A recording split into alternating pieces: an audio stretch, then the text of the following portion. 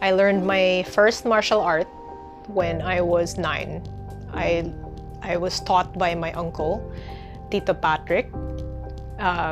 He was our teacher for Taekwondo. Back then, he was a black belt. I think it was a first or second degree black belt. And so he became our first teacher. Me and my 2 siblings were enrolled together to cope with, like, I don't know, childish angst. Magulo daw kami sa bahay, so yon. We were enrolled into Taekwondo class. And after that, I think we stopped at blue belt, if I'm not mistaken. After that, I started looking for other arts, and I wanted to see what other arts had to offer. Because it was only then that I realized that not all arts were the same. Because, you know, when we were enrolled in Taekwondo, I would hear from other students about other arts and what they specialized in. I didn't even know that, like, bladed arts was a thing back then. I mean, children technically should not be handling blades. But my mom gave me my first balisong when I was 8. So I blame her for that. For that addiction. I've spent too much on balisongs. Too much. After learning Taekwondo, I looked for other arts. I tried Aikido, I tried Judo. I like Judo, but I never got to enroll past white belt. I think I was so busy with school and trying to all sorts of stuff, but painting classes, you know, there's so many things that, you know, piano classes, they always enrolled us into those things. But what else? As I got older, I had a little bit of, like, I have a little bit of entry-level experience in a few martial arts already. And so when I went to the States to study for college, I learned defense styles. So I've trained with various groups there, including law enforcement and military. So, but their defense styles are also very different, and that involved weapon retention, firearm training, blade training, hand-to-hand combat, not so much martial arts, but it gives you a kind of like a good idea of how martial arts was used to translate into something that's more towards the defensive styles for the military or law enforcement, things like that. And I found that those kind of techniques were applicable, especially applicable for women to use, because it didn't require a lot of strength. It was a lot of leverage techniques that you could use to cheat the difference in strength. And so I thought that it would be nice to teach other women who wanted to train specific for defense, for self-defense, and not as a sport, not for sport fighting.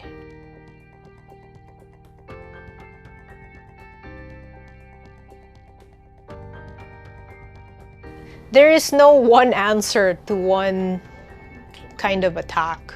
So you could be attacked the same way over and over again 100 times, and you could probably have 100 different combinations and permutations of reactions. And so, to some extent, it's hard to decide which reaction to use if you know too many. And on the other hand, if you don't know enough, you may not know how to react at all. I'm going to put it out there. I'm not a trainer. I am an advocate of training. And so I want women to join me in training for the defense, using bakbakan style defense, kalis style defense.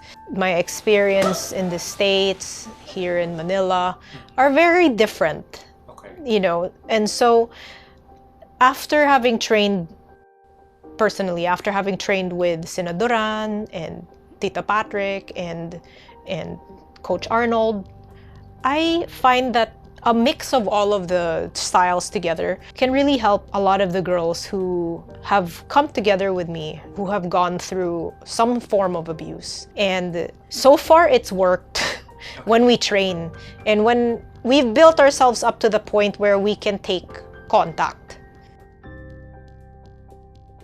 It took me 1 year to learn how to box. So in Taekwondo, it's a lot of kicks. In Aikido, it's a lot of leverage. In Judo, there's a lot of throws. But stringing it all together is a completely different story when you're hand-to-hand combat. And it's nice to be able to learn all of that with all kinds of other defenses like blade defense and de-escalation. So aggression de-escalation. And so that's one of the things that every time I'm asked to speak about women's self-defense, my first and foremost, let's say, module is really aggression de-escalation. How do you spot the signs of potential aggression and how you can use the situation to your advantage? And then lastly, how do you respond to it given the more common attacks? So attacks not meaning strike ka agad, more on grabbing the wrist. So many guys would do that. If they don't get their way, they'll grab your wrist. How do you use your body mechanics to get out of that without exhibiting too much strength? Aside from that, we also have resources. We have resources to therapists. We have lawyers. We have a bunch of other girls who you can talk to who have gone through something similar or something worse. I have a network of support. That's what, from my experience, that's what a lot of girls need, especially the ones who have gone through abuse. They don't need to know how to deflect the blade and stab you without getting your fingerprints on it. Like that takes years and years of training, and that's also what I intend to advocate as part of the group. It became a network to learn how to find, well, how to defend yourself first and foremost, but also build awareness, build support groups, get the legal support you need, or mental support you need. We have, again, a few numbers of therapists, really good therapists who you can call, great trainers to help you with your physical needs, whether it be conditioning or just to learn how to fight. That's what we do. I'm not a trainer. I'm just an advocate. Yeah. By what's the name of your advocacy? Well, the advocacy is called the Modern Combative Solutions. So we named it that because I wanted to give the modern women solutions to their problems, to some of their problems, combative solutions to threats and problems, whether it be physical combat or mental or emotional. At least they can learn how to deal with that properly.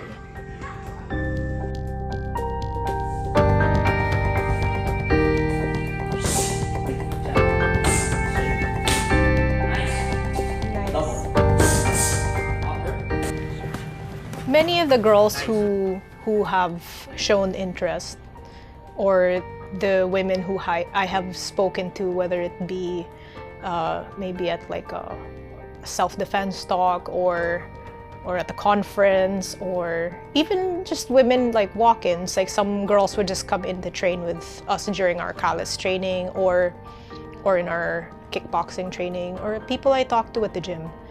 A lot of, especially, it depends where you met them. Like for example, at the conferences, you have a lot of very reluctant women who still lack the confidence. They lack the confidence that that they can possibly be capable of defending themselves.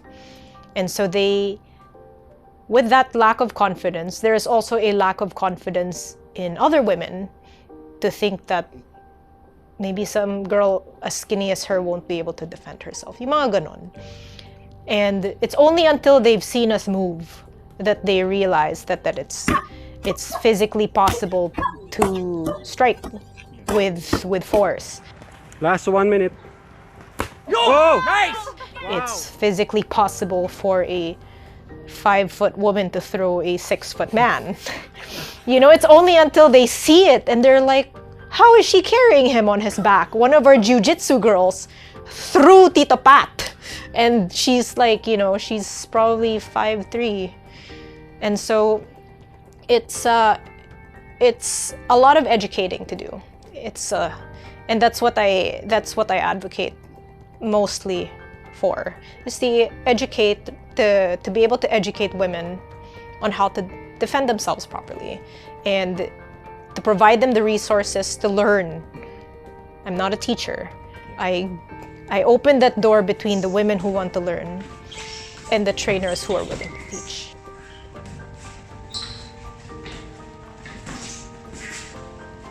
All of us pay the same fees to our trainers. And in some cases, you know, we're very traditional because our trainers are Pinoy. And so some of the, like for Kalis, for example, very traditional. Si Coach Arnold comes from a very humble background. And so we're like, Coach, kulang kami sa sweldo ngayon. Wala pang sweldo pa. Ano, pwede ito lang. Nahihiya pa kami, of course, but it's a reality that we all face. You know, it's not a joke. It's a reality that also a lot of women who are trying to make it in big industries face. So there is the broke life. It is real. And so part of life. What are the psychological changes that you noticed with, you know? Mostly confidence. Also, a lot of women have never been struck, and they're never going to get used to being struck until they feel comfortable with it. And so I notice a lot of, like, I'll take myself as an example. I trained with Tito Pat when I got back from the States for boxing. I've never learned proper boxing in my life. And so when I learned with Tito Pat, 1 year he taught me techniques, and then only after 1 year did he spar me. And so when he sparred me for the first time, I will give you the video so you can see how sad it looked. But I couldn't throw a single punch. I just took 30 hits to the head in 1 minute. And it was just, you know, it was very scary, and you just freeze if you're not used to it. So he sparred me 30 more times. So every time we trained, he sparred me. And so I got used to moving. So everything he learned, he tried to teach me, and everything I had to learn was really through application of sparring.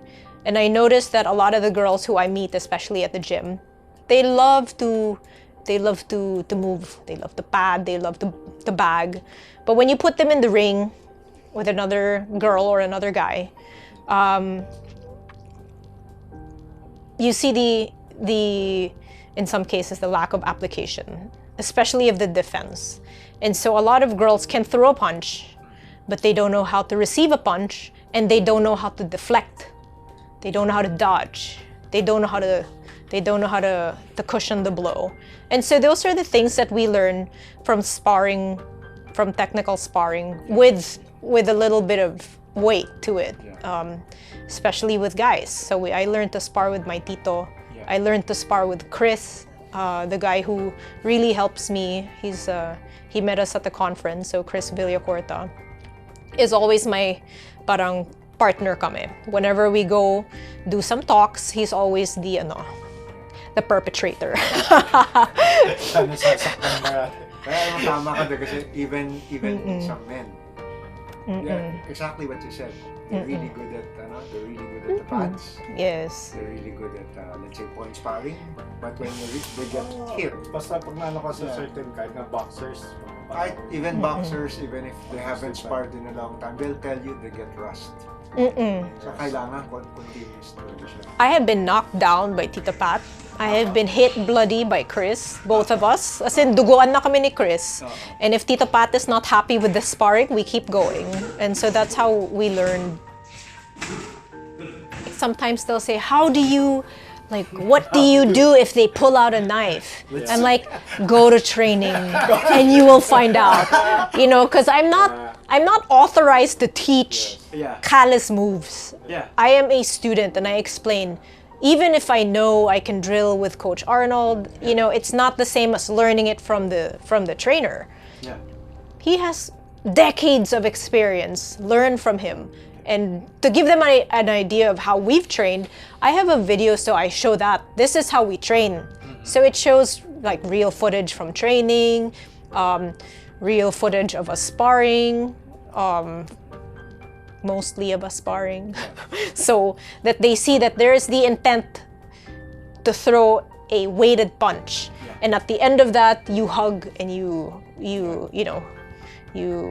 respect each other for the kind of methodology you brought to the game. And so that's how we conduct it. And so of course many times may pikunan, mga ganon. So like I'll give you an example. One of our trainers before, si Regina, for Krav Maga Global, she used to be one of the youngest, or the youngest Krav Maga instructor in Asia. She got her instructorship at 16. Before that, she was doing mixed martial arts since she was 11. She had fights. She did all of that competitive martial arts until she got her instructorship for Krav Maga. After her instructorship, she couldn't work until she was 18. And so when she was 18, she started working as an instructor, and she taught us when she was 21. And she told us that it's not uncommon that talagang may pikunan. That's why we teach you the techniques so that in case you do spar and yung isa pikon, you can defend yourself. Yeah. And so actually that happens in our training, and luckily someone is there to stop before there's an escalation. And so it's a real thing that you have to try to get used to, getting and receiving the hits. Yeah. And so one of our trainers, Alex Ursha, told us that eventually when you do it so often, you learn to control the amount of adrenaline in your system. You learn to control the amount of adrenaline in your system during an escalation. And so you learn to not panic, and instead you learn to execute the proper techniques, especially when necessary. What do you love about since you tried different martial arts? What did you love about Kali Illustrissimo? Kalis Illustrissimo. Mostly what I really enjoy and respect about the style is the economy of energy and the economy of movement. And so you have a lot of styles that bring the stick over their head like this, but your face is exposed, your arm is exposed, and so talagang matatamaan ka dyan. And so that was one of my bad habits when I entered KI. And coach was nice enough not to hit me. He just corrected me. And so, salamat coach. But in a lot of, I noticed this here, especially a lot of trainers will try to measure dicks. Ay, so marunong ka pala. So talagang aggressive na sila. O, ganito, pag ganito. You know, are you forgetting I'm a woman? You asshole. Tangina. Cool ka lang dyan, ah. So it's you know, it's difficult. It's difficult to say that you're from one style or that you've learned a style, because then it's automatic someone will try to challenge you. And that's not what we're about. I noticed that a lot of guys like to do that. A lot of guy fighting groups yes, and it's so different with women. You know, when we see women fight, we're like, hey, you wanna train with us? Or like, hey, I'm a fan, you know, like I love how you move. And so, you know, that's the kind of atmosphere we wanna encourage. Well, I guess this goes for all kinds of training, for all kinds of defenses, and not just women's self-defense. The thing about it is that's why it's called training. You have to train for it years and years for you to achieve a desired result or a desired reaction. There is no one fix for one problem. Like I said earlier, you could have the same attack and you can have a multitude of reactions.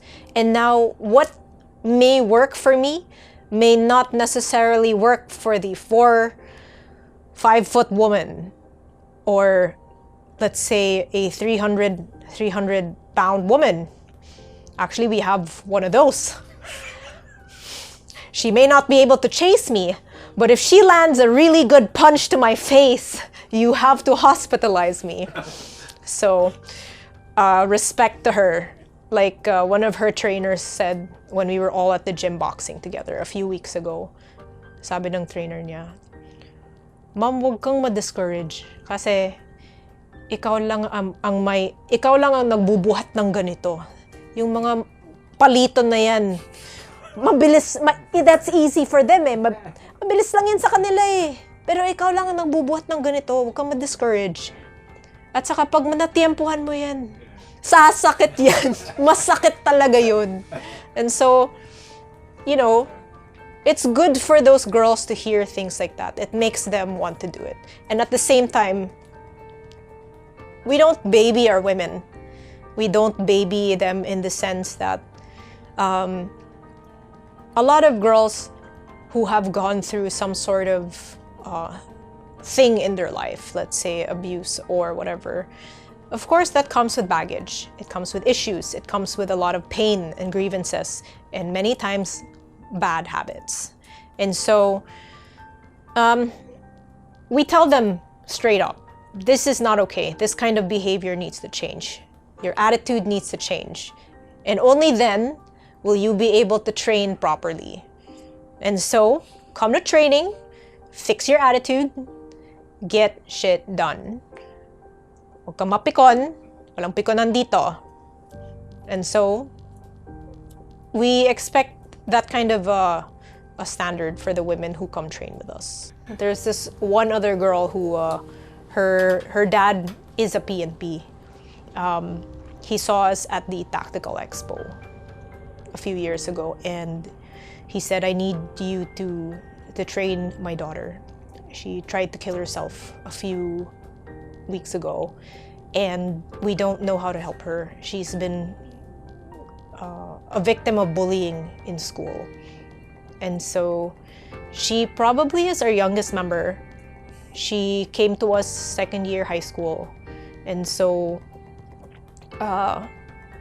we thought that maybe, I mean, we're not psychologists, but we said, okay, we can train her and see if it will improve her demeanor, if it will give her a little bit more confidence. And in about 8 months of training, true enough, she was completely fine. She is one of our heaviest right hook. I was gonna say right hookers. She is wow, I have received a lot of right hooks from that girl, and she is one of our powerhouse hitters, and she is part of the volleyball team, the volleyball team, and she can deliver a great slap to the face, I assure you. But she's more of a kickboxer rather than self-defense. She hasn't done a lot of the self-defense stuff, more on kickboxing. I think that was enough to help her through whatever her issues were. And so it was nice. It was nice to see her transform into an aggressive ball of confidence, you know, within a span of a year. And her skill level, I have no complaints. Like, she is a great challenge to my sparring. Like, I love sparring her. It's great. It's easier to train with the younger girls in the sense that they can physically. Yes. So our I wouldn't say our oldest would you say member? Yeah, our oldest member would probably be around like 56, 57. Okay. The youngest is in high school or just graduated high school, and so she was that girl who was in high school and she got bullied, and she's completely great now. Back to immersion in school and probably starting her own mafia, whatnot. Kasi grabe din ang bullying sa babae. It's very ruthless. It's really psych war. Women, that's why I tell women who I train with, part of your existence in this world is because you are physically not a match for men. Use your charm and your psych. Yes. I said, you can use that. Even when you get pulled over by the cops, you can use that. You know, if someone tries to threaten you, you can put your hands up and say, I'm sorry, like, you know, but really you're ready for a slap to the face, you know, and that's there for blocking, diba? So I told them, mag-arte ka! Umarte ka! Gamitin mo yan, girl! Yes. Diba? And I said, you know, there are a lot of anti-rape techniques out there, but really, when a guy has his pants down, let's be real, that is the most vulnerable they'll be. And so, I said, you can always use that to your advantage somehow. So, you know, no malice. I guess it's it's not just technique, it's actually presence of mind. Yes. Learning how to fight. Yes. Use all the tools you have. Ang maganda din kasi sa ginagawa niya is it presents a counterculture to what, di ba yung movies natin, parating kawawa yung babae, martyr yung babae, kailangan siya lalaki. So it's a counterculture you're training Filipinas na you don't always have to be a victim. No. You don't always have to be a martyr. No. Diba? Always have to submit. You don't always have to submit. That's why every time people ask me, if it fits the new parang dalagang Filipina. And they were like, what? Someone asked me the other day, what's the English version of dalagang Filipina? I said, parang wala. Because in Western culture, matatapang ang mga babae. Diba? So you are not always, you know, here maybe in the Philippines, kailangan talagang dalagang babae, dalagang Pilipina, dapat ganun. Hindi na pwede. Ayoko na ng ganun. Actually, may rejoinder dyan. Yung dalagang Pilipina, I think, was imposed by the Spaniards. Kasi kung titingnan mo, sa history ng Philippines, kahit sa gera, kasama babae, marami tayo nung World War II. Makikita mo, maraming guerrilla.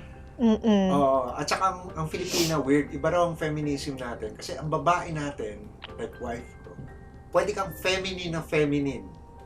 Pero kung kailangan mo yung no, pumapalag ka. So, kaya nga kita mo sa mga movies, makikita mo yun sa movies natin sa Philippines. Di ba, malalaki siga pag uwi nila sa bahay. Totoo yan. It's ako sunda ako sa misis. Di ba? binaliktad niya, kaya nga naghahanap ng away yung lalaki sa labas eh. Kasi bakit? Inalampakan na naman ni Mrs. no? Kaya mamaya may mga lalaki na sasali sa group niyo. Actually, we're not exclusive eh. We're not exclusive to women talaga.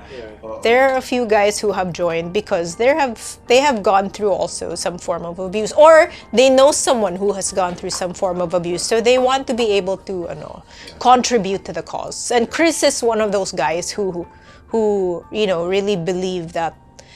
Chris is like, I would call him a feminist because he is really one of the more patient guys that I've really worked with, and he always is the most respectful guy in the room. What's his name? Chris? Chris Villaporta. So, daw siya magluto. So nagano kayo?